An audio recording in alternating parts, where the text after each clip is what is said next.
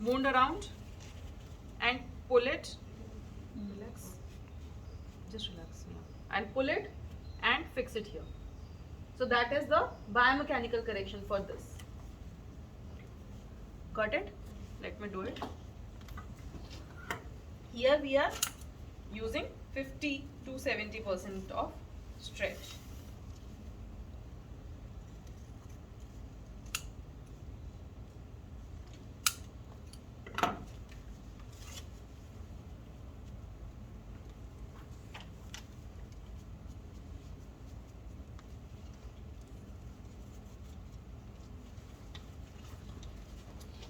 So, like this, that you will see how much is the deformity. Accordingly, you will correct that. Okay. So, after correction, fix it.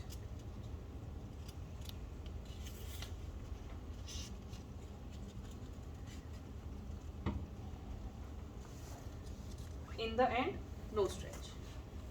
In the whole center, I have put 50 to 70% of stretch. Okay. So, he must be feeling